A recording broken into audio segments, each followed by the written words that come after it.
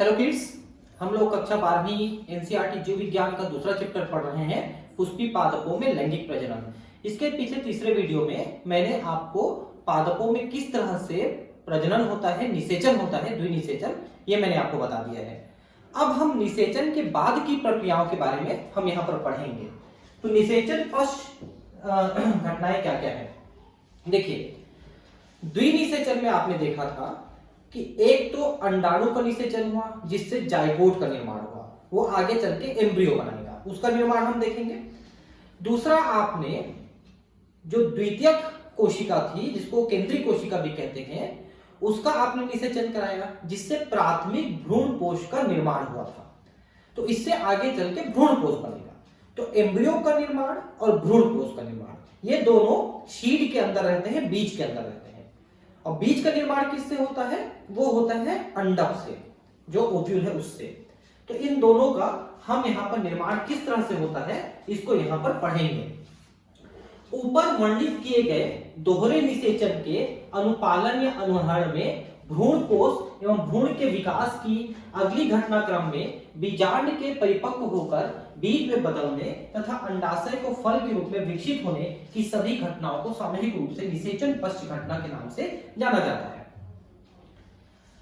तो भ्रूण का निर्माण, भ्रूणपोष का निर्माण है, फिर अंडक से यानी ओव्यूल से बीज का निर्माण और अंडाशय से फल का निर्माण, ये सारी चीजें निषेचन के बाद होने वाली घटनाएं हैं। तो यहां पर ये भ्रूण का निर्माण दिखा रहे हैं, देखिए। तो ये जो ये अंड है जो निषेचित होकर के युग्मनज बनाया हुआ है एक। अब ये युग्मनज आगे चल के एम्ब्रियो बनाएगा, भ्रूण बनाएगा। तो युग्मनज में अब कोशिका विभाजन शुरू होता है, ठीक। तो सर्वप्रथम विभाजन के दौरान दो कोशिकाएं बनती है। एक कोशिका जो है ऊपरी भाग जो यहां पर है, ये आगे चल के सस्पेंसर बनाता है। सस्पेंसर का मतलब निलंबक, जो भ्रूण को भ्रूणपोष में चिपका के रखता है, शीट के अंदर चिपका के रखता है, वो सस्पेंसर या निलंबक कहलाता है। तो उसका निर्माण ये ऊपरी वाली कोशिका करती है जिसको बेसल सेल कहते हैं। और जो एपिकल सेल है, जो ऊपरी कोशिका है, एक्चुअली ये उल्टा होता है ना ऐसे एम्ब्रियो इसलिए ये बेसल सेल और ये एपिकल सेल होता है। तो ये जो कोशिका है ये इसमें इस भ्रूण का निर्माण कर रहा है, ये भ्रूण का, और बाकी पूरा जो सस्पेंसर है इसका निर्माण ये वाली कोशिका कर रही है। तो सस्पेंसर का निर्माण कैसे होता है, देखिए। तो ये जो ऊपरी कोशिका है यहां पर, ये विभाजन करते जाती है और एक ये इतनी लंबी सस्पेंसर बनाई हुई है निलंबक, जो सीड में उसको अटैच करके रखती है। और नीचे वाली कोशिका विभाजन करके ये एम्ब्रियो बना रही है। तो एम्ब्रियो का निर्माण कैसे होता है? कोशिकाएं विभाजन करती हैं, विभाजन करके पहले एक गोलाकार संरचना बनाते हैं, फिर ये गोलाकार संरचना जो भ्रूण का है वो एक हृदयाकार संरचना में बदल जाती है। ये थोड़ा बीच से दबनी शुरू होती है तो हृदयाकार संरचना बनती है। और ये जो हृदयाकार संरचना है ये और आगे यहां पर दब करके ये दो यहां पर ऐसे लीफ जैसे स्ट्रक्चर बना लेते हैं। यही आगे चल के दो बीज पत्र बनते हैं जिसको हम दो कोटिलिडन या बीज पत्र कहते हैं। आपने पौधे दो प्रकार के सुने हैं, एक बीजपत्री पौधा और द्विबीजपत्री पौधा। तो असल में ये नाम उसके भ्रूण के आधार पे है। भ्रूण में अगर दो बीजपत्र हैं तो वे द्विबीजपत्री कहलाते हैं, और अगर एक ही बीजपत्र होता है तो वो एक बीजपत्री कहलाता है। तो जितने चौड़ी पत्तियां वाली होती है वो एक बीजपत्री होती है, जितनी लंबी पत्तियां वाली होती है, सॉरी, चौड़ी पत्तियां वाली द्विबीजपत्री होती है और लंबी पत्तियां एक बीजपत्री वाले होते हैं। तो भ्रूण के आधार पे है। तो ये दो जो हृदयाकार भ्रूण से ये जो बन रहे हैं दो लीफ जैसे स्ट्रक्चर, यही बीज पत्र बनते हैं। अब इस बीज पत्र के बीच में जहां दोनों बीज पत्र निकले हैं, इसके बीच वाले भाग में यहां पर यह लिखा है प्रांकुल। प्रांकुर का मतलब होता है जब ये एम्ब्रियो अंकुरित करेगा, भ्रूण अंकुरित करके पौधा बनाएगा, तो पौधे के दो हिस्से होते हैं, एक होता है जड़ और एक होता है तना। तने में और बहुत सारी चीजें लगी होती है। तो ये जो प्रांकुर है ऊपरी भाग यानी तना वाला भाग बनाता है, और निचले हिस्से में यहां पर आप देखिए मूलांकुर लिखा है। ये मूलांकुर मूल यानी कि जड़ का निर्माण करता है। तो पौधे के तने का निर्माण प्रांकुर करता है और जड़ का निर्माण मूलांकुर करता है। और ये जो बीज पत्र हैं ये भ्रूण कंडीशन में पत्ती जैसा काम करते हैं और प्रारंभिक पत्ती जैसा फोटोसिंथेसिस भी करते हैं कुछ पौधों में। बाद में तना बनने के बाद उसमें पत्तियां बनती हैं। तो भ्रूण जो है ये शीड के अंदर रहता है।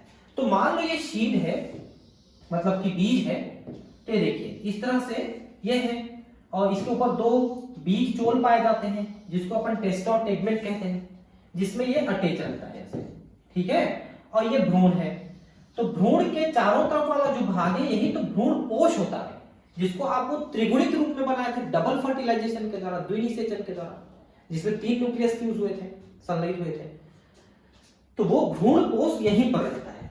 ये भोजन का निर्माण करता है, यहाँ पर भोजन रहता है जो एम्ब्रियो को मिलता है। तो ये एम्ब्रियो के निर्माण को बता रहा है फिलहाल तो, निषेचन पश्च, ठीक है। तो निषेचन पश्च घटना एम्ब्रियो बन रहा है।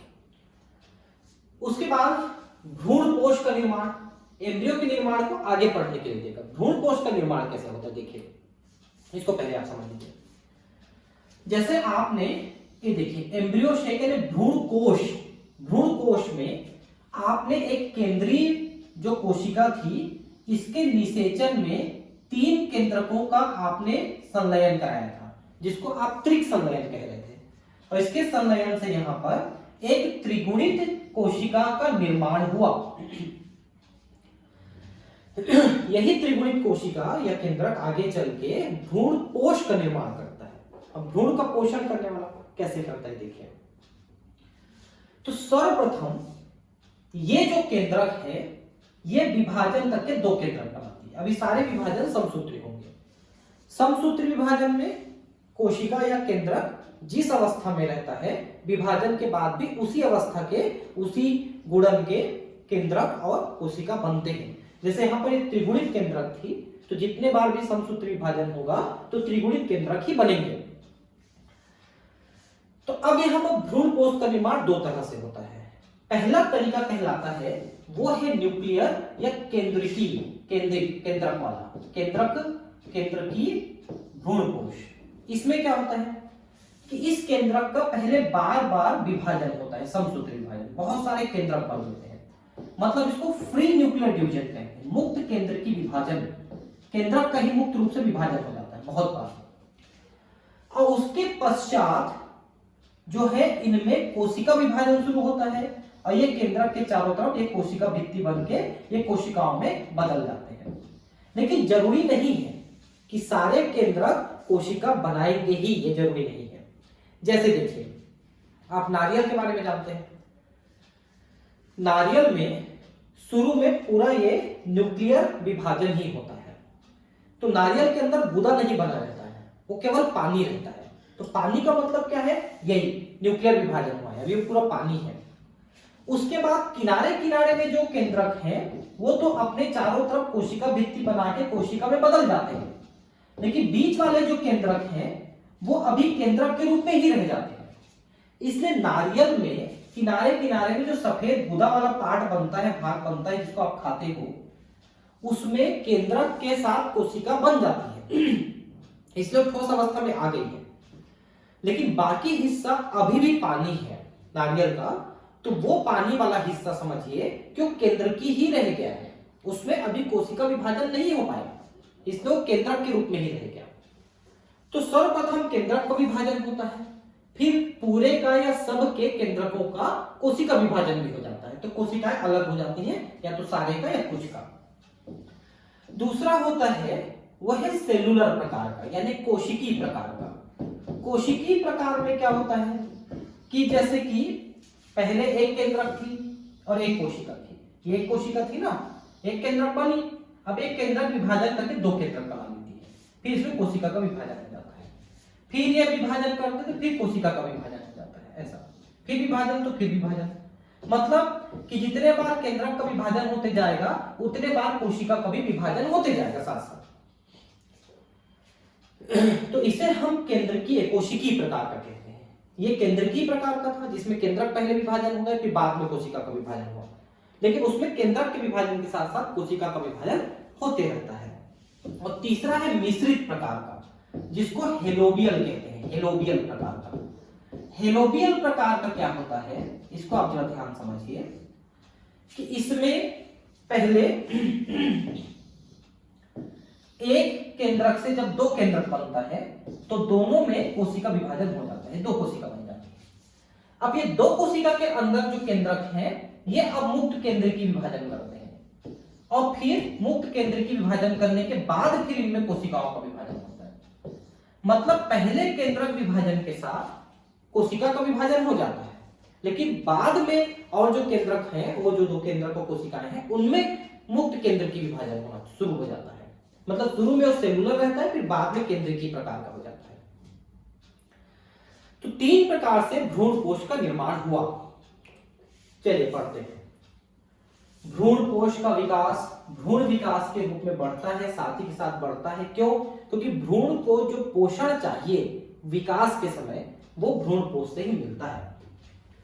प्राथमिक भ्रूण कोश कोशिका बार बार विभाजित होती है तथा एक त्रिगुणित भ्रूण कोश ऊतक की रचना करती है। इन ऊतकों की कोशिकाएं संरक्षित खाद्य सामग्री से पूरित होती हैं और विकासशील भ्रूण की पोषकता के लिए उपयोग किए जाते हैं। तो जब भ्रूण बन रहा है उस समय भी उसके भ्रूण कोश से ही खाना मिलता है उसको। उसके बाद वो सुप्तावस्था में आ जाता है भ्रूण कुछ समय के लिए, चाहे वो 1 दिन 2 दिन, चाहे कुछ महीने के लिए। फिर जब आप उसको अंकुरित कराते हो और भ्रूण फिर से विकास चालू करता है पौधे के रूप में, तो फिर से उसी भ्रूण कोश से खाना मिलना शुरू होता है उसको, जब तक कि उसमें पत्तियां और प्रकाश संश्लेषण चालू नहीं हो जाती है। सर्वाधिक सामान्य प्रकार के प्राथमिक भ्रूण कोश केंद्रक नामक भ्रूण कोश विकास उत्तरोत्तर केंद्रकी विभाजन से गुजरकर मुक्त केंद्रकी के रूप में पैदा होता है। मतलब पहले सिर्फ केंद्रक का विभाजन। भ्रूण कोश के विकास की इस अवस्था को फ्री न्यूक्लियर एंडोस्पर्म अर्थात मुक्त केंद्र की भ्रूण कोश कहते हैं। केंद्रक का मुक्त रूप से विभाजन हो रहा है। इसके सापेक्ष ही कोशिका भित्ति रचना स्थान लेती है और भ्रूण कोश कोशिकी बन जाता है। तो पहले केंद्रकों का बहुत बार बार विभाजन होता है, फिर उनमें कोशिका भित्ति बनती है, तो वो कोशिकाओं में बदलते हैं। कोशिकीकरण से पहले मुक्त न्यूक्लियाइयों की संख्याओं में व्यापक भिन्नता होती है। एक कच्चे नारियल का पानी जिसे आप परिचित हैं और कुछ भी नहीं बल्कि मुक्त केंद्र की भ्रूण कोश होता है और इसके आसपास का सफेद गुदा कोशिकी भ्रूण कोश होता है। मैंने बताया ना कि किनारे किनारे केंद्रक तो भ्रूण उसमें कोशिका बना लिए हैं, लेकिन बीच का भाग अभी भी द्रव के रूप में है और वही आप पानी के रूप में पीते हो। हिंदी में नारियल पानी और इंग्लिश में कोकोनट मिल्क कहते हैं। पता है क्यों कहते हैं? क्योंकि वास्तव में मिल्क के जैसा पोषक पदार्थों से भरा होता है, इसलिए। बीज के परिपक्व होने से पहले भ्रूण कोश पूरी तरह से विकासशील भ्रूण जैसे मटर, मूंगफली, सेब आदि द्वारा उपभोग कर लिया जाता है या फिर परिपक्व बीज में विद्यमान रहता है, जैसे अरंडी और नारियल। अब देखिए एक चीज यहां पर समझ लीजिए। जैसे यहां पर ये भ्रूण कोश बन रहा है, साथ में ये यहां पर एम्ब्रियो बना, ये एम्ब्रियो बना भ्रूण। तो अब ये जो बीज बनेगा यहां पर दो प्रकार का बीज बनेगा। पहला बीज ये होगा कि भ्रूण कोश रहता है और ये एम्ब्रियो रहता है। इसको अपन एंडोस्पर्मिक या भ्रूण कोशी बीज कहते हैं, जिसे भ्रूण कोश रहता है। लेकिन कुछ पौधों में विशेषता है कि ये जो पोषक पदार्थ है उसको ये एम्ब्रियो अवशोषित करके अपने ये दो बीज पत्रों के अंदर भर लेते हैं। तो ये तो अवशोषित हो जाता है भ्रूण कोश और बीज पत्र ऐसे बढ़ जाते हैं। तो मतलब वो खाना बीज पत्र के अंदर घुस जाता है, आप ये कह सकते हैं। तो भ्रूण कोश तो खत्म हो जाता है लेकिन बीज पत्र बड़े हो जाते हैं और उसी में सारा भोजन भर जाता है। तो ऐसे में भ्रूण कोश नहीं है तो उसे अभ्रूण कोशी या नॉन एंडोस्पर्मिक कहते हैं, क्योंकि एंडोस्पर्म का मतलब ही होता है भ्रूण कोश। तो किसमें नहीं है जो अवशोषित कर लेते हैं? उसमें मटर, मूंगफली, सेब है। और किसमें है जो अवशोषित नहीं करते हैं? अरंडी और नारियल है। लेकिन दोनों में चाहे वो भ्रूण कोश अवशोषित हो गया, सारा खाना कोटिलिडन के अंदर बीज पत्र के अंदर भर गया या नहीं भरा, इनके जैसा, दोनों में कोई दिक्कत नहीं है। क्योंकि जब भ्रूण विकसित होकर पादप बनाएगा उस समय वही खाना चाहे अंदर भरा हो या बाहर हो, वही खाना उपयोग होता है भ्रूण के द्वारा। यदि अरंडी, मटर से मूंगफली आदि के बीज या नारियल के फल को खोलें और प्रत्येक में भ्रूण कोष को देखें और पता करें क्या भ्रूण कोष अनाजों गेहूं, चावल, मक्का में विद्यमान है, तो यस, इनमें विद्यमान है। जैसे कि ये अनाज है गेहूं, चावल, उसमें एक तो जो भ्रूण है वो एक बीजपत्री है, इस टाइप का भ्रूण बना रहता है।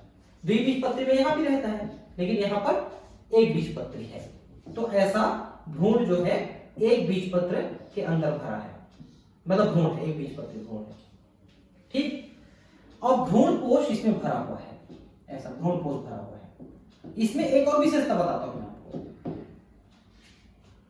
किनारे किनारे में ना, ये जो गेहूं वगैरह है, किनारे वाले भाग में जो भ्रूण कोश है उसमें प्रोटीन भी होता है और इसको एल्यूरॉन कहते हैं। एल्यूरॉन इस तरह, एल्यूरॉन,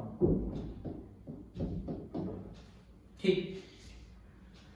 अब है भ्रूण। भ्रूण भ्रूण कोश या पुटी के बीजांड द्वारी सिरे पर विकसित होता है।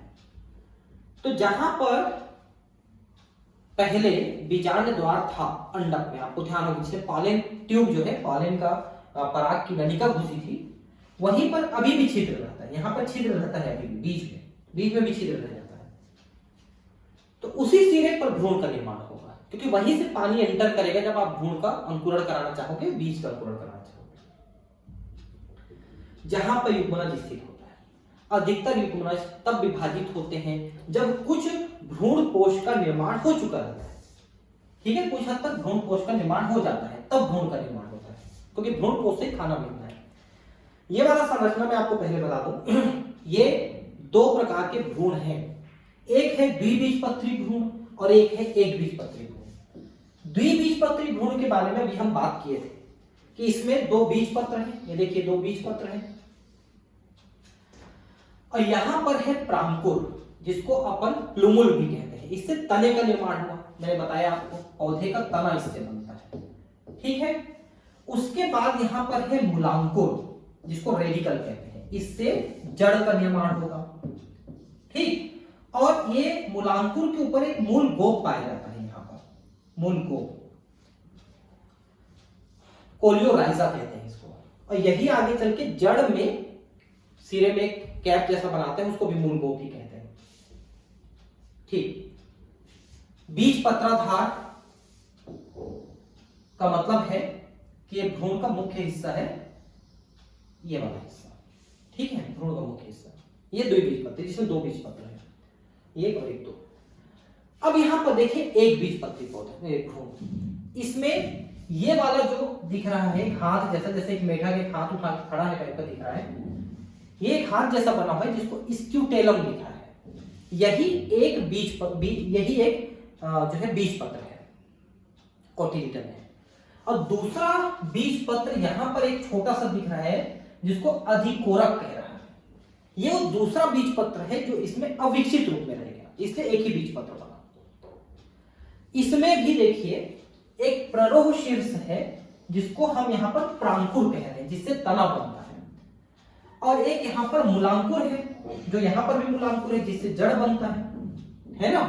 लेकिन अब इसमें एक अंतर समझिए कि ये जो प्रांकुर या प्ररोह शीर्ष है, इसके ऊपर एक ऐसे कैप जैसा लगा हुआ है, देखिए कैप जैसा, इसको प्रांकुर चोल कहते हैं।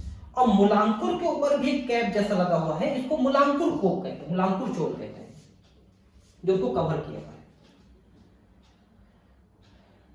ठीक है। तो दो प्रकार के यहां पर और चीजें देखने को मिली, प्रांकुर के या प्ररोह शीर्ष के ऊपर प्रांकुर चोल और मूलांकुर के ऊपर मूलांकुर चोल। मूल गोप भी यहां पर है, आप देख सकते हैं, लेकिन मूलांकुर चोल इसके ऊपर और है, ये मूलांकुर चोल है। दो चीजें और देखने को जो कवर करता है, बाकी चीजें लगभग सेम है। और जब इनका विकास होता है तो एक चीज और समझ लीजिए विकास के समय, कि ये जो आप भ्रूण देख रहे हो ना, ये द्विबीजपत्र का भ्रूण है। इसमें आप ये निलंबक को देखिए, ये निलंबक इतना बड़ा है, कई कोशिकाओं का बना है द्विबीजपत्र में। लेकिन एक बीजपत्री में ये जो निलंबक है केवल एक ही कोशिका का बना होता है, थोड़ा बड़े कोशिका का, एक ही कोशिका का बना होता है, इतना लंबा नहीं होता एक बीजपत्र में, ठीक है, तो एक बीजपत्र द्विबीजपत्री भ्रूण में आप अंतर समझ गए होंगे, है ना। ये एक बीजपत्र वाला जो ध्यान समझेंगे, इनको इंग्लिश में बता दूं क्या? ये जो प्ररोह शीर्ष है इसको अपन यहां पर प्रांकुर कह रहे हैं, ठीक है, प्लूमन। और इसके ऊपर जो प्रांकुर चोल है इसको अपन कहते हैं कोलियोक्टाइल, और मूलांकुर चोल को अपन कहते हैं कोलियोराइजा। कोलियोराइजा इसका नाम है, ठीक है, कोई बात नहीं। यह एक प्रकार का अनुकूलन है ताकि विकासशील भ्रूण को सुनिश्चित पोषण प्राप्त हो सके। तो मैंने यहां पर यह बता रहा था आपको कि भ्रूण का विकास कब शुरू होता है, जब थोड़ा सा भ्रूण कोष बन चुका रहता है, क्योंकि भ्रूण कोष थोड़ा सा बन चुका रहेगा तो उससे भ्रूण को पोषण प्राप्त होगा, तब वो विकसित होना शुरू होगा। यद्यपि बीज में व्यापक भिन्नता होती है, भ्रूण विकास या भ्रूणोद्भव की प्रारंभिक अवस्था एक बीजपत्री और द्विबीजपत्री दोनों में समान होती है, ठीक है। ये हम अभी समझे हैं। युग्मनज प्राग भ्रूण के रूप में वृद्धि करता है और इसके सापेक्ष गोलाकार हृदयकार परिपक्व भ्रूण में वृद्धि करता है। तो विभिन्न अवस्थाएं अपन पिछले फिगर में देख चुके हैं ये कैसे विकसित होता है। तो उसके बाद एक प्रारूपिक द्विबीजपत्री भ्रूण और एक बीजपत्री भ्रूण को हम अभी चित्र में देखे हैं। इस चित्र में एक द्विबीजपत्र और एक बीजपत्र 2.14 के अवयव में देखें। तो द्विबीजपत्री भ्रूण में एक भ्रूणी अक्ष धुरी तथा दो बीजपत्र समाहित होते हैं।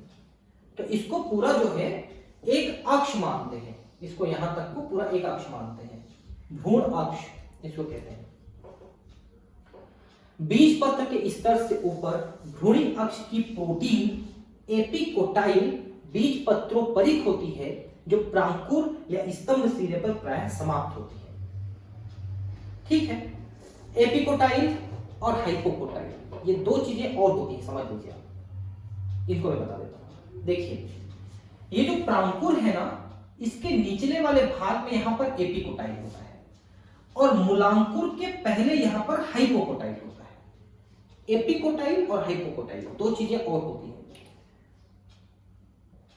तो बीजपत्र के स्तर से ऊपर भ्रूणी अक्ष की प्रोटीन एपिकोटाइल बीजपत्रोपरिक होता है, जो प्रांकुर या स्तंभ सिरे पर प्रायः समाप्त होती है, ठीक है। वहीं पर एपिकोटाइल उसके ऊपर प्रांकुर। बीजपत्राधार में बीजपत्रों के स्तर से नीचे बेलनाकार प्रोटीन जो कि मूलांत शिरा या मूलज के शीर्षांश पर समाप्त होती है, उसको हमने हाइपोकोटाइल कहा। यहां मूल शीर्ष एक ढक्कन द्वारा आवृत होती है जिसे मूलगोप कहते हैं, वो भी मैंने आपको बताया मूलगोप क्या होता है। अब एक बीजपत्री भ्रूण में केवल एक बीजपत्र होता है। घास परिवार यानी मोनोकॉट परिवार में बीजपत्र को स्क्यूटेलम या प्रशल्क कहते हैं, जो एक ऐसा हाथ से इसको ऊपर उठाया हुआ दिख रहा है वही बीजपत्र है, जो भ्रूणी अक्ष के एक तरफ स्थित होता है। भ्रूणी अक्ष तो बीज को ही बोलेंगे ना, भ्रूणी अक्ष के साइड में रहता है, क्योंकि भ्रूणी अक्ष ये है तो इसके साइड में है, लेटरल साइड में है।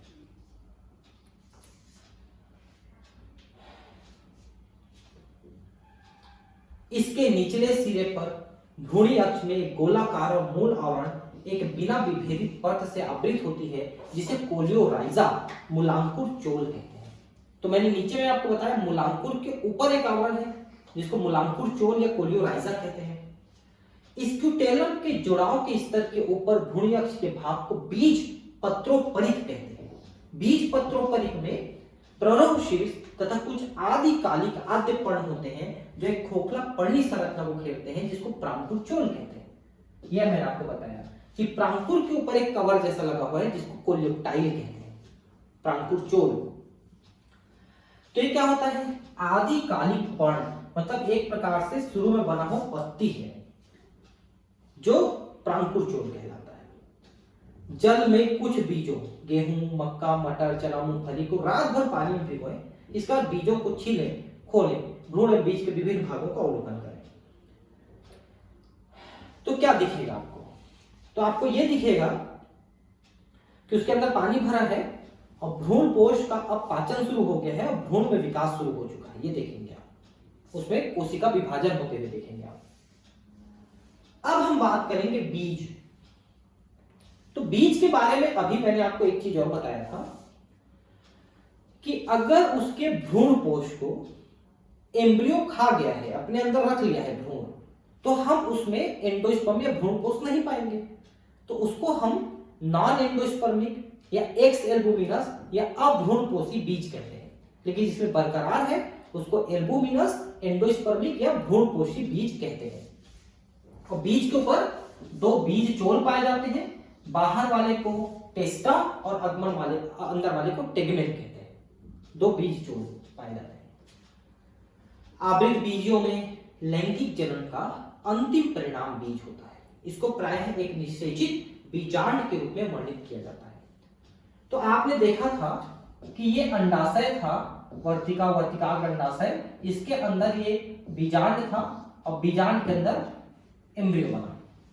तो ये जो बीजांड है ये बीज के रूप में बना। बीज फलों के अंदर बनते हैं, क्यों? क्योंकि ये जो ओवरी है, अंडाशय है, ये फल बन जाता है और ये उसके अंदर बीज बन जाता है। अब कितने अंदर में थे बीजांड, उतने सारे बीज बनेंगे। एक बीज में विशिष्ट रूप से बीज आवरण, देखिए बीज चोल या बीज आवरण दो होते हैं, बीज पत्र तथा एक भ्रूण अक्ष, अंकुआ समाहित होता है। भ्रूण अक्ष को अंकुआ कह रहा है।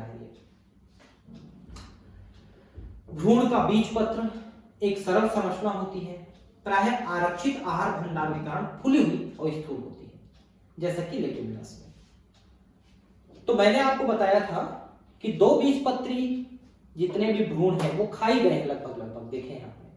तो जब वो भ्रूण कोश को खा गए हैं तो दोनों बीजपत्र ऐसे विकसित हो गए, तो फूल गए वो देखिए, फूली हुई स्थूल होती है, जैसा कि लेट्यूमिनस में। परिपक्व बीज गैर एल्बुमिनस अथवा एल्बुमिन रहित हो सकता है। तो जिसमें भ्रूण कोश नहीं है वो नॉन एल्बुमिनस, और जिसमें भ्रूण कोश है वो एल्बुमिनस है। गैर एल्बुमिनस बीज में अवशिष्ट भ्रूण कोश नहीं होता है, भ्रूण कोश नहीं बचा क्योंकि पूरा खा गया भ्रूण। क्योंकि भ्रूण विकास के दौरान ये पूर्णतः उपभोग कर लिया जाता है, भ्रूण कोश को बीज पत्र खा लिया है, जैसे मटर मूंगफली में। एल्बुमिनस बीजों में भ्रूण कोश का कुछ भाग शेष बच जाता है, क्योंकि भ्रूण विकास के दौरान इसका पूर्णतः उपभोग नहीं कर पाता है, जैसे गेहूं, मक्का, बाजरा, अरहर। कभी कभार कुछ बीजों में जैसे कि काली मिर्च तथा चुकंदर में बीजांड काय न्यूसेलस विशेष रह जाता है और इसे परिभ्रूणपोष या पेरिस्पर्म कहते हैं। अब ये न्यूसेलस आपको याद है क्या चीज है? आपको मैंने बताया था कि जब ये ऐसे करके बीजांड का विकास हो रहा था तो इसमें शुरू में जो कोशिका भरी हुई है, ऊतक भरी हुई, और न्यूसेलस या बीजांड काय कहलाता है। यहीं से एक कोशिका अलग हुई, फिर उससे 4 कोशिकाएं बनी, 4 में से 3 नष्ट हो गए, एक से फिर भ्रूण कोश बना, ये सब नहीं पढ़े थे अपन। तो ज्यादातर में ये जो न्यूसेलस या बीजांड का है, शुरू में जो ऊतक था वो ऊतक पूरा घेर लिया जाता है, ऊतक खत्म हो जाता है, तो बीज में उसका भाग नहीं बचा रहता है। लेकिन कुछ बीजों में किनारे किनारे इसी न्यूसेलस के ऊतक का कुछ हिस्सा बच जाता है, उसे हम परिभ्रूणपोष या पेरिस्पर्म कहते हैं। पेरिस्पर्म उसी को कहते हैं।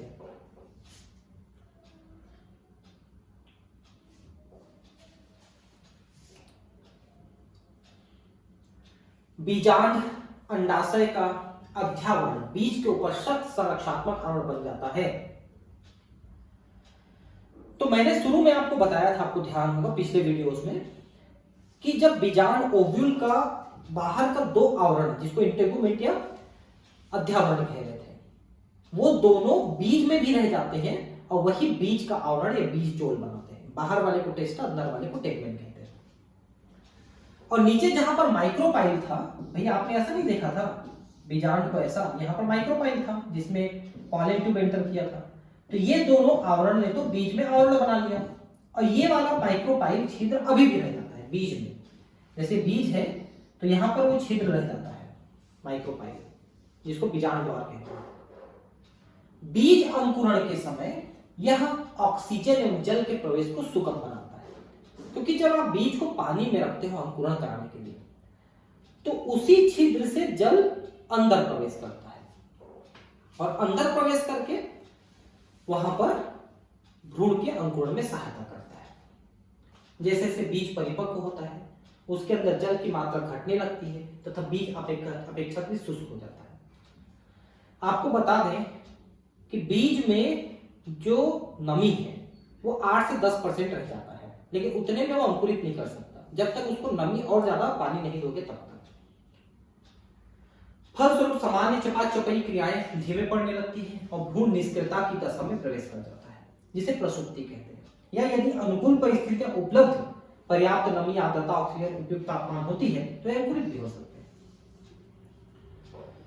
जैसे आप लोगों ने देखा होगा, अगर धान का, जब धान काट के लाते हैं और बेच देते हैं मंडियों में खुले रख देते हैं धान को, कभी कभी बारिश हो जाती है तो बोरे के अंदर भरा हुआ धान भीग जाता है और वहां से अंकुरित होने लगता है। तो बोरे के अंदर से अंकुरण से बोरे के बाहर निकल आता है।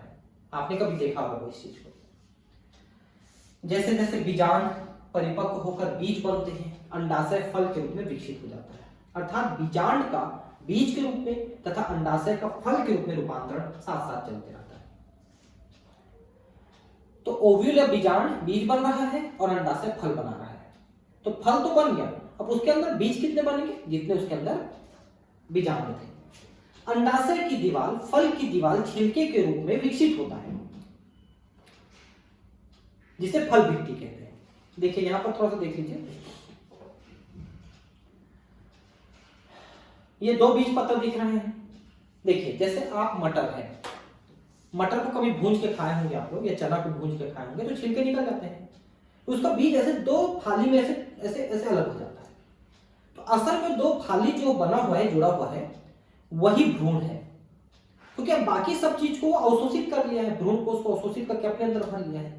तो ऐसे करके दो बीज पत्र ऐसे जुड़े हुए हैं, आप ये समझ लीजिए। तो वही दो बीज पत्र यहाँ पर दिख रहे हैं आपको। ये एक बीज पत्र है यहाँ पर जो दिख रहा है, ठीक। और बीजांड द्वार लिखा है, तो यहाँ पर एक छिद्र रहता है, वो बीजांड द्वार है सब में, और ये एम्ब्रियो है उसके अंदर। अब इधर देखते हैं और क्या क्या दिया है। ये बीज का दो बीज आवरण दिख रहे हैं, देख सकते हैं, दो बीज आवरण, टेस्टा और टेगमेन। अंदर में ये बीज पत्र दिख रहे हैं, दो बीज पत्र यहाँ पर दिख रहे हैं, देखिए, है ना। एक बीज पत्र ऐसा दिख रहा है, एक बीज पत्र ऐसा दिख रहा है। अंदर में देखेंगे ठीक से तो दिख रहा है। प्रभो शीर्ष विभज्योतक मूलाधार मूलाक्ष मूलाग्र सब वैसे ही भ्रूणपोष बचा हुआ है, ये भ्रूणपोष बचा हुआ है।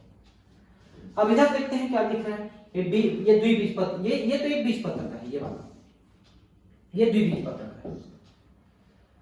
तो ये शीड है, द्विबीज पत्र का शीड है। तो देख सकते हैं बीज आवरण है, भ्रूणपोष है, बीज पत्र है, सब चीजें तो दिख रही है इसमें भी, है ना। और ये भ्रूण है, ये एक बीज पत्र का भ्रूण है, जिसमें ये एक स्क्यूटेलम, एक यहां पर ऐसा करके ये इतना भाग जो दिख रहा है, ये स्क्यूटेलम है, ठीक है। ये पूरा भ्रूण है, जिसमें अंदर में देखिए प्रांकुर, ये प्रांकुर चोल, मूलांकुर चोल, ये सब दिख रहा है। तो इतना भाग जो है ये स्क्यूटेलम है, ये देखिए ऐसा करके दिख रहा है, देखिए अब दिखेगा आपको, देखिए ये वाला भाग, ये स्क्यूटेलम है, देखिए। बाकी सब चीज दिख रहा है आपको, बहुत चीजें बता दिया मैं आपको, इसमें कोई दिक्कत नहीं है। अब ये देखिए कि ये एप्पल है। एप्पल का जो अंडाशय है ना, वो अंडाशय फल के इतने भाग को बनाया है, इतने भाग फल का जो एप्पल के अंदर रहता है। उसके अंदर बीज आपको मिलेगा, है ना। तो एप्पल का जो भाग आप खाते हो ना, वो अंडाशय से नहीं बनता है। अंडाशय से बने हुए भाग को तो आप नहीं खाते हो।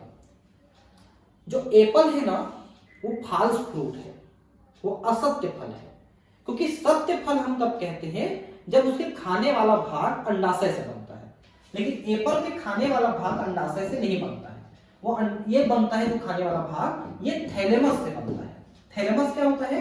ये पुष्प था ना, तो जहां से कैलिक्स, कोरोला, एंड्रोशियम, गाइनोशियम जुड़े होते हैं नीचे वाले भाग, ये वाला भाग थैलेमस कहलाता है। पुष्पाशन, वहां से बनता है ये खाने वाला भाग। और वैसे ही ये है, देखिए ये आपका एप्पल है, ये भी एप्पल का ही ऐसे ऐसे एप्पल को ऐसे लंबा काटा है, फिर ऐसे काटा है ना। एप्पल को दो तरीके से काट सकते हो, जैसे गोल एप्पल है तो ऐसे काट सकते हो या ऐसे काट सकते हो। तो ऐसे काटा वाला भाग ये है, उसमें ये गोलाकार भाग दिख रहा है, ठीक है, जिसको नहीं खाते हो। और ये स्ट्रॉबेरी है, तो तो स्ट्रॉबेरी में भी ये जो खाने वाला भाग है ये पुष्पाशन से ही बना हुआ है, क्योंकि बीज का नहीं खाने वाला भाग वो सत्य फल है जो नहीं खाने वाला भाग है। तो फल में जो फल वाला भाग होता है, जो बीज के ठीक बाहर वाला भाग, बीज के ठीक बाहर वाला भाग पूरा फल होता है।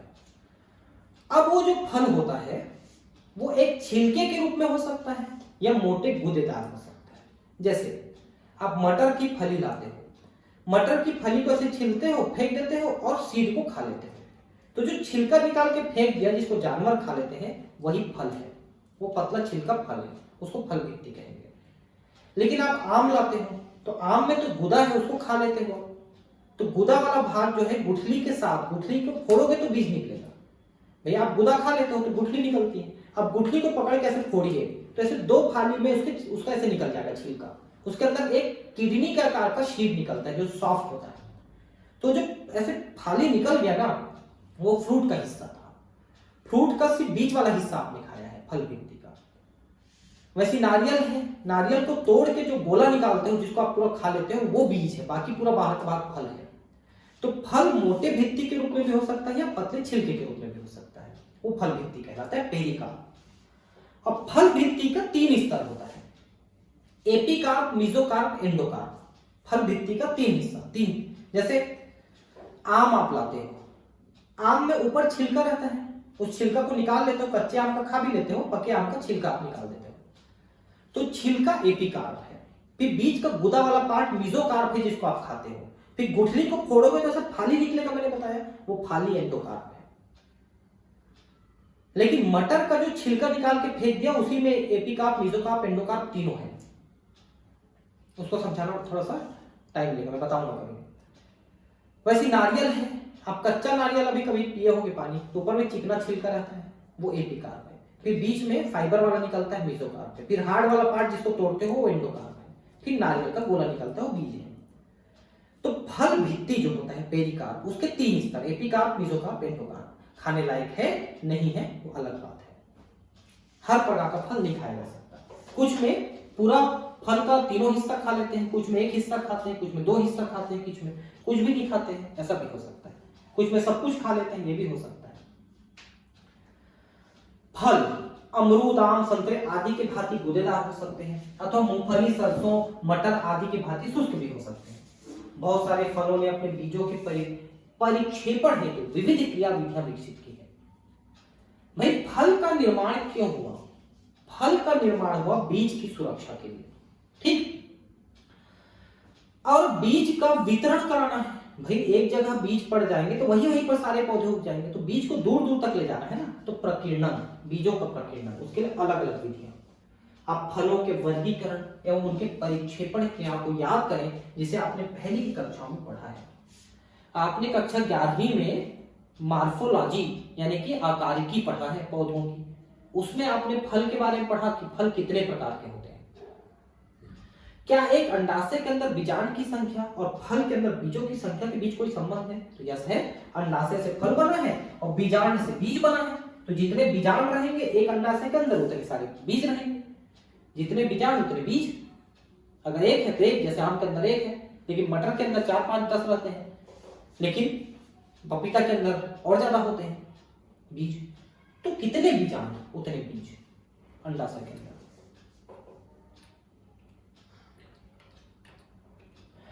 एक मिनट,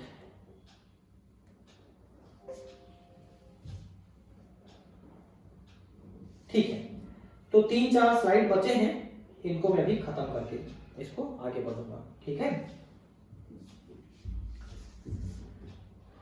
बीज, आवृत बीजों को अनेक लाभ प्रस्तावित करते हैं।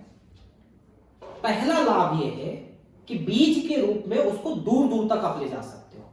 दूसरा लाभ यह है कि आप उसको अधिक समय तक संरक्षित रख सकते हो, क्योंकि अगर प्रतिकूल परिस्थिति है तो बीज के अंदर भ्रूण सुरक्षित और प्रसूतावस्था में रहती है।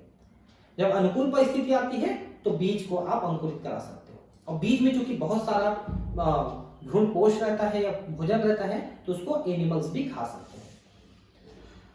पहला लाभ। जबकि प्रजनन प्रक्रिया जैसे कि परागण, निषेचन, जल आदि से स्वतंत्र है, बीज की रचना काफी निर्भरतापूर्ण है। जल से निर्भर है। इसके साथ ही बीज नए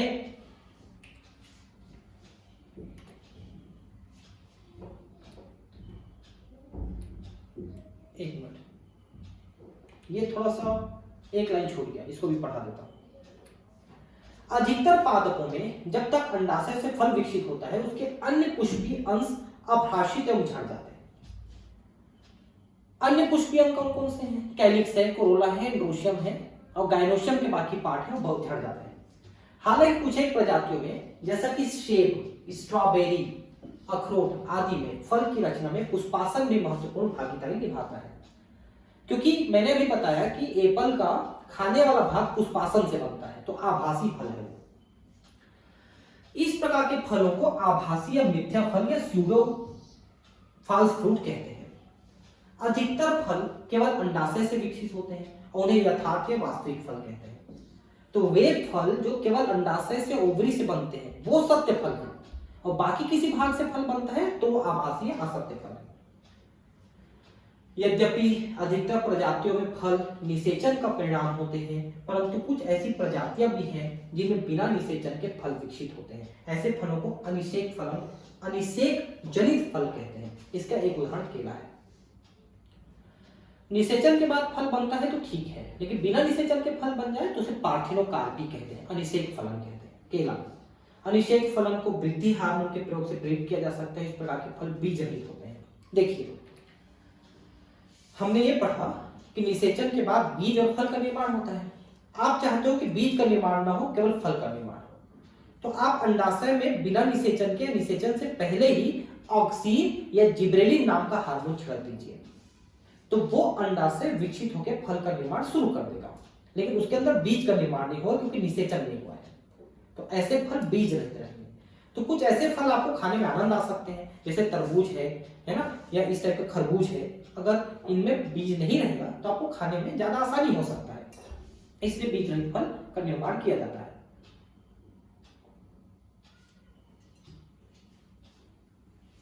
बीज आवृत बीजों को अनेक लाभ प्रस्तावित करते हैं। क्या क्या लाभ है बीज से? पहला, जबकि प्रजनन प्रक्रिया जैसे कि परागण, निषेचन, जल आदि से स्वतंत्र है, बीज की रचना काफी निर्भरतापूर्ण है।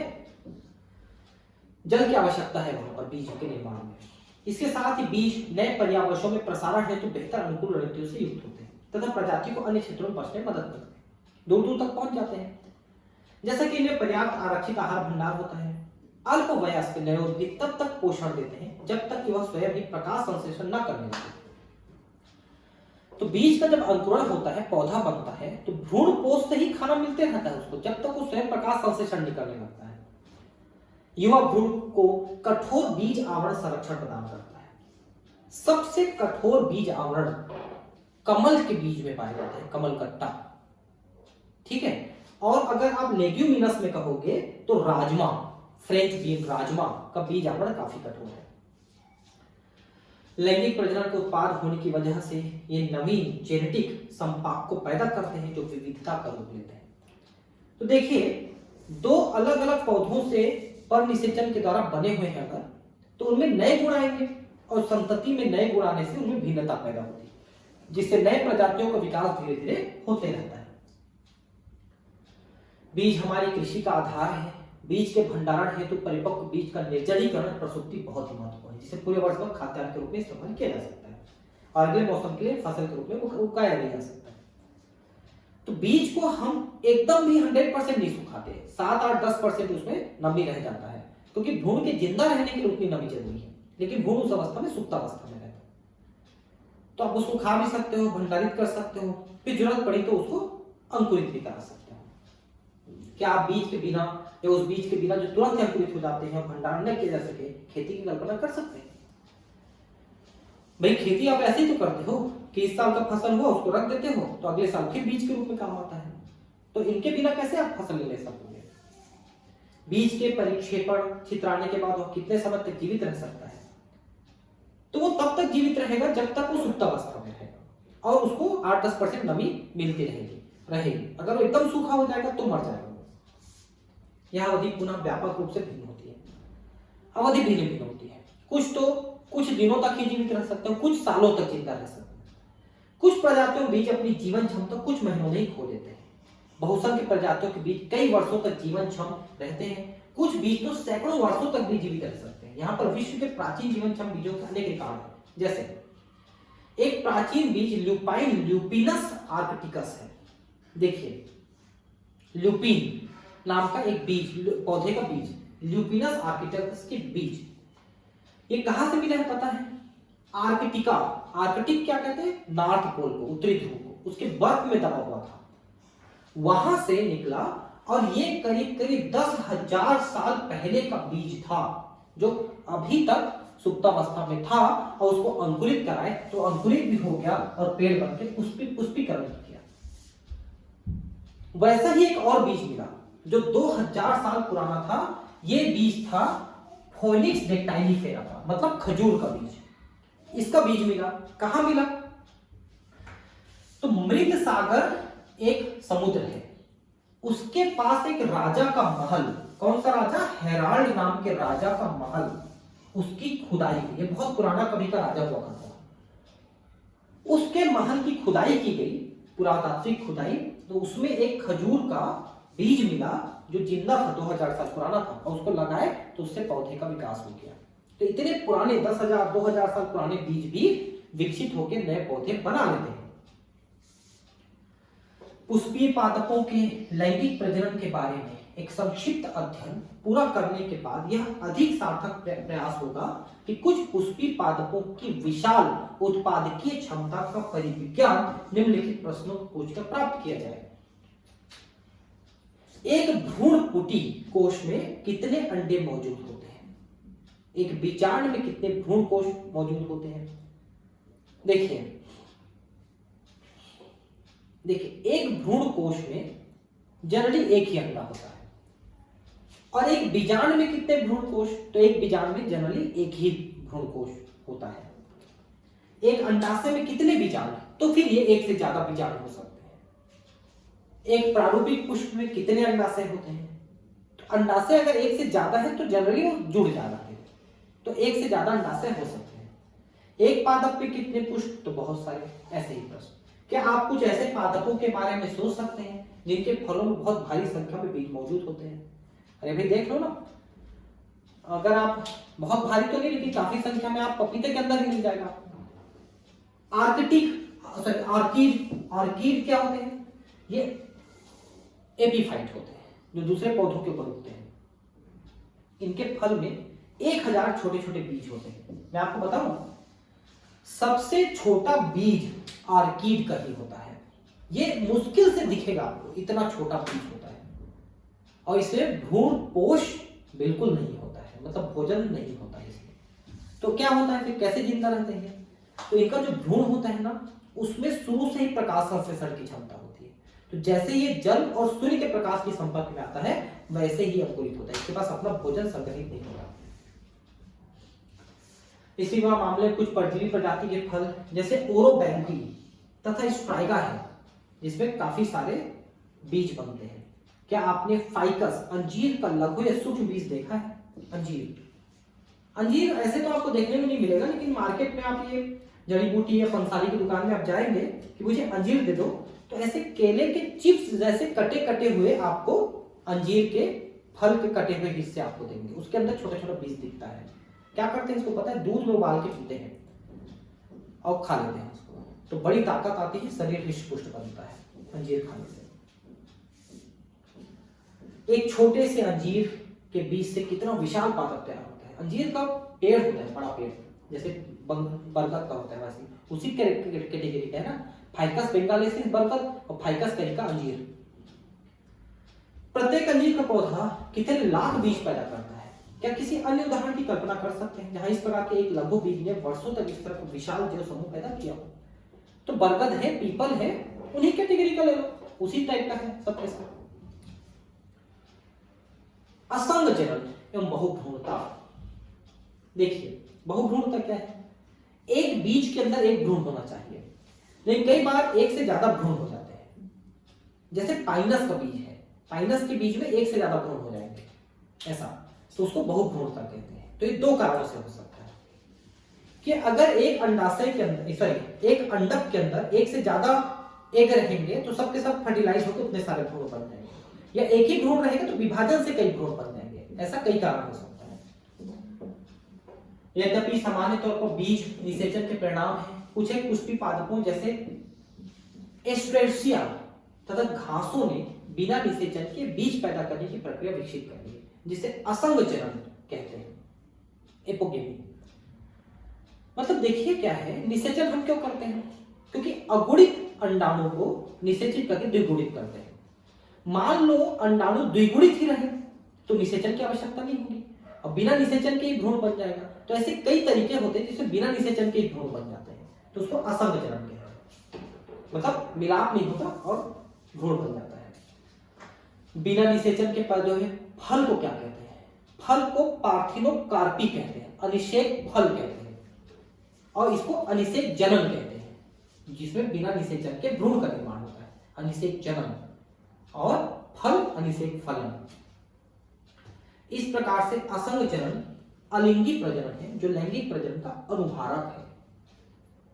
तो भाई देखिए, लैंगिक प्रजनन का तो एक ही शर्त है कि अर्धसूत्री विभाजन हो, युग्मक बने, निषेचन हो और भ्रूण बने। लेकिन अगर तीनों नहीं होते तो अलैंगिक प्रजनन है। तो भले इसमें भ्रूण बन रहा है लेकिन निषेचन तो नहीं होना, अर्धसूत्री विभाजन नहीं होना, तो इसलिए एक प्रकार से अलिंगिक जनन है। उसका अनुहारक है, अनुहारक मतलब उसका वो है, मतलब सब्स्टिट्यूट है, मतलब उसकी जगह हो सकता है। असंग जननी बीजों के विकास के सैकड़ों तरीके हैं। कुछ प्रजातियों में द्विगुणित अंड कोशिका का निर्माण बिना अर्धसूत्री विभाजन के हो जाता है। तो अंडाणु का निर्माण सीधे सीधे बिना अर्धसूत्री विभाजन के और बिना निषेचन के भ्रूण में विकसित हो जाता है। प्राय कई स्तरों पर जैसे बहुत सारे नींबू वंश, साइट्रस तथा आम की किस्मों भ्रूण कोश के आसपास कुछ बीजांड कायिक कोशिकाएं विभाजित होने लगती हैं और भ्रूण कोश में प्रोद्बधी प्रोट्रूड होती है तथा भ्रूण के रूप में विकसित हो जाती है। तो अगर द्विगुणित अंडाणु से बना तो ठीक है, लेकिन किसी अन्य द्विगुणित कोशिका से भी बन सकता है भ्रूण। उसी को लिखा है कि भ्रूण कोश के आसपास की कोशिकाएं वो भ्रूण में विकसित हो जाती है।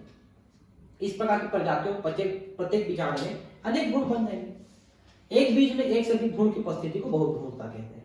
संतरे के कुछ बीजों को लें, उन्हें मरोड़े तथा प्रत्येक बीज के भिन्न भिन्न आकार एवं आकृति के तमाम भ्रूणों का अवलोकन करें। प्रत्येक बीज के भ्रूणों की गणना करें। असंग जनन भ्रूणों की आनुवंशिक प्रकृति क्या होगी? क्या उन्हें क्लोन कहा जा सकता है? यस, कहा जा सकता है,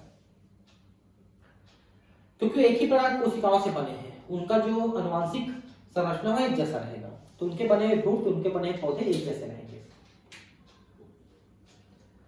बहुत सारे हमारे खाद्य एवं शाक फसलों की संकर किस्मों को उगाया गया है। संकर किस्मों की खेती ने उत्पादकता को विस्मयकारी ढंग से बढ़ा दिया है। संकर किसको कहेंगे? जब दो प्रकार के पौधे जिनकी विशेषताएं अलग अलग हैं उनको हम संकरित करें तो जो संतति प्राप्त हुई संकरण है। उससे क्या है, नए कैरेक्टर, नए विशेषताएं पैदा होती हैं। अधिक फसल दे पाती हैं, कम पानी लेती हैं, कम समय लेती हैं, ये सब तो बहुत ज्यादा बढ़ गया है। पता है आपको, आजादी के समय से लेकर अब तक जो है हमने गेहूं की फसल को करीब 10 गुना बढ़ा दिया है और चावल के फसल को करीब 5 गुना बढ़ा दिया है। संकर बीजों की एक समस्या यह है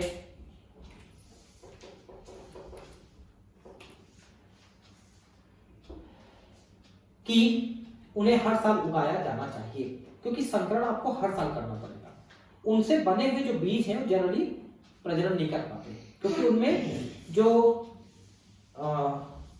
क्रोमोसोम है वो अलग हो जाते हैं, तो उनमें जोड़े नहीं बन पाते, इसलिए अर्धसूत्री विभाजन नहीं हो पाता और वो प्रजनन नहीं कर पाते। तो संकरित बीज प्रजनन करने में सक्षम नहीं होते। एक बार वो पौधे उगाएंगे, फसल देंगे, लेकिन उससे फसल से मिलने हुए जो बीज हैं वो अगली फसल नहीं दे सकते, तो हर बार नया बीज चाहिए। यदि संकर किस्म का संग्रहित बीज को बुआई करके प्राप्त किया गया है तो उसकी उसकी पादप संतति पृथक्कृत होगी और वह संकर बीज की विशिष्टता को यथावत नहीं रख पाएगा। संकर बीज जैसे उसकी संतति नहीं बनेगी। यदि यह संकर बीज असंग जनन से तैयार की जाती है तो संकर संतति में कोई पृथक्करण की विशेषताएं नहीं होगी। हाँ, उनके बने हुए पौधे से हम बिना निषेचन, बिना अर्धसूत्री विभाजन का पौधा प्राप्त कर लें, बीज प्राप्त कर लें, तो फिर वो संकर पौधे जैसा हो सकती है। इसके बाद किसान प्रतिवर्ष फसल दर फसल संकर बीजों का उपयोग जारी रख सकते हैं। और उसे प्रतिवर्ष संकर बीजों को खरीदने की जरूरत नहीं पड़ेगी। संकर बीज उद्योग में असंग जनन की महत्ता के कारण दुनिया भर में विभिन्न प्रयोगशालाओं में असंग जनन की आनुवंशिकता को समझने के लिए शोध और संकर किस्मों में असंग जनित जीन्स को स्थानांतरित करने पर अध्ययन चल रहा है। तो बिना निषेचन के हम बीज कैसे बना सकते हैं, भ्रूण कैसे बना सकते हैं, इस पे कार्य चल रहा है, ताकि संकरित बीज को हम बिना निषेचन के अगले पीढ़ी के लिए भी तैयार कर सकें और हर बार आपको बीज खरीदने की जरूरत ना पड़े। ठीक है दोस्तों, तो अगले चैप्टर के साथ हम अगली क्लास में मिलते हैं। ये चैप्टर खत्म हो जाता है। Thank you, bye.